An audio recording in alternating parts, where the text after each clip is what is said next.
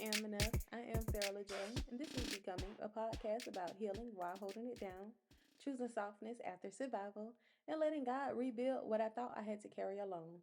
If you're figuring it out in real time, you're in the right place. Let's become together.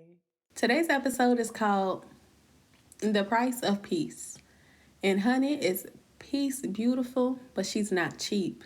She'll cost you control, she'll cost you comfort, and sometimes she'll cost you the very version of yourself you built just to survive.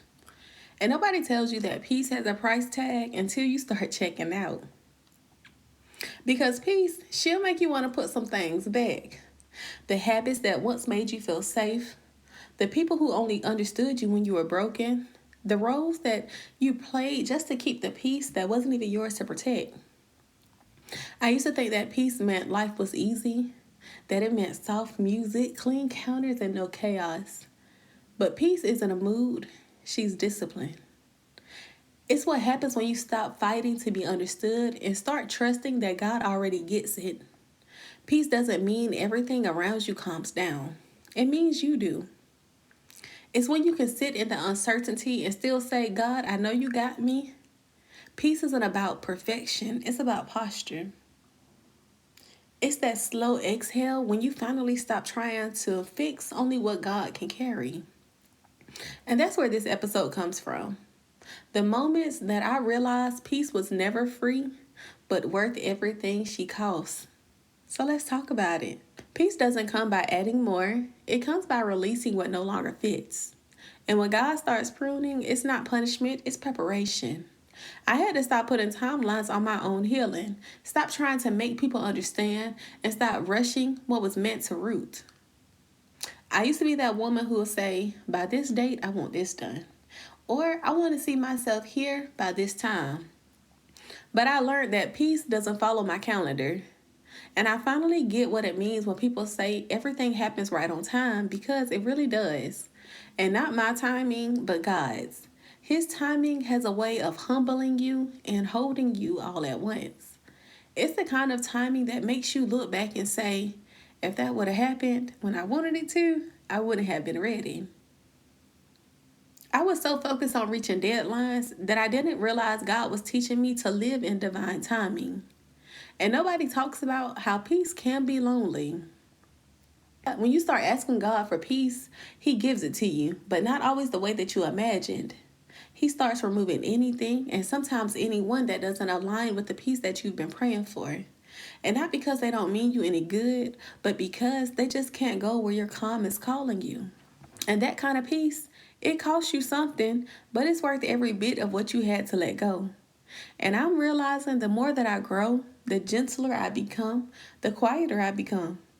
The further I get from some people that I thought would always be here, peace isn't distance, it's alignment.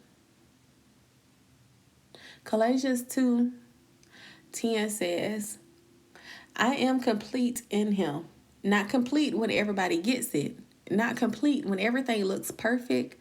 Just complete.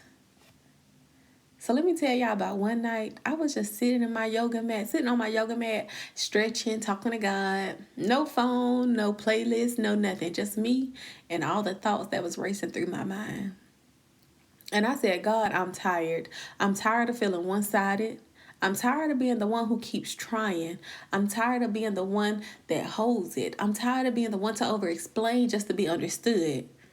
I don't want to carry that anymore. And my voice cracked, but I meant every word. It wasn't deep, it was just me. And in that stillness, I felt Him say, then stop holding it. You don't have to prepare yourself to give it to God. You don't have to find the right words or the perfect posture. The Bible says, cast all your anxiety on Him because He cares for you. It doesn't say fix it first. It doesn't say be strong first. It just says cast it. And sometimes surrender means you come to Him while you're still trembling. And maybe that's where peace begins, not after the storm, but right in the middle of the breaking. Because peace doesn't always start with stillness. Sometimes it starts with you crying and letting it go. Or whispering, I can't do this anymore, while the tears are still falling from your face. But when you do, that's when his peace steps in.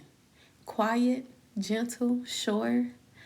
And once you felt that kind of peace that meets you in the mess, you start seeing life differently.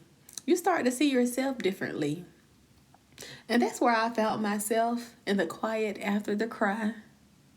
And that's when I started to realize how much of me was still holding on to what God was trying to free me from. And don't get me wrong, some days I still be tempted to go back. Just go back to the version of me that needed to be needed. And if I'm honest, not all of those days were bad.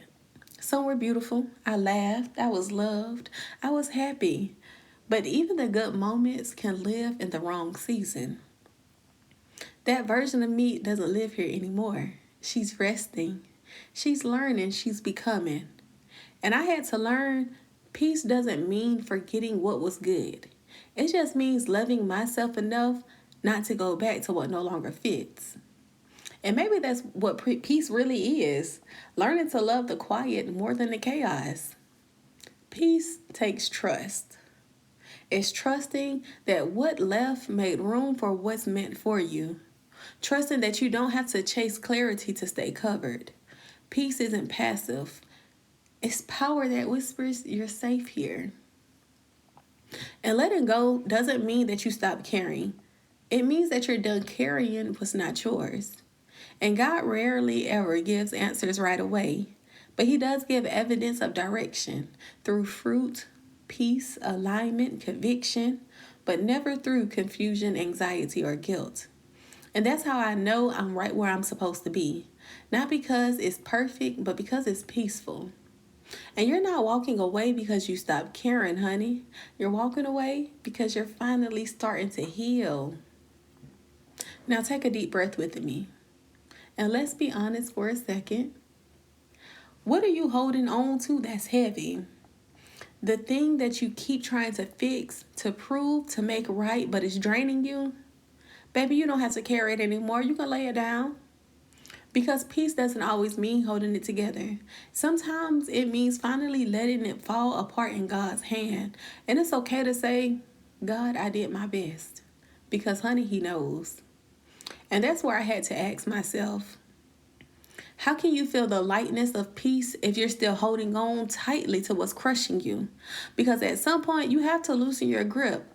And it's not because you stopped caring, but because it's too heavy to heal while carrying. You can't feel peace with clenched fists. Peace needs open hands. And that's what I realized. I wasn't losing anything. I was making room for alignment, for a peace that actually fits. And if you're still figuring it out in real time, balancing faith with feelings, trying to heal and still show up, that's all right too. Peace isn't a finish line. To me, peace means light. It's a heart full of joy. It's the quiet knowing that even in the middle of change, I'm still covered. Because peace isn't found in what you fix, it's found in what you release. And it's okay to say, God, I did my best, because baby, He knows. If this episode hit home for you, leave me a little something in the comments. Share it with your favorite cousin, your best friend, or that one person who's trying to find peace again. Let me know you felt it. Shoot, say anything. I love hearing how these moments sit with you. Every voice I share, every story I tell is so she walks away with something. Remember, you are enough, and I love y'all real bad, real bad.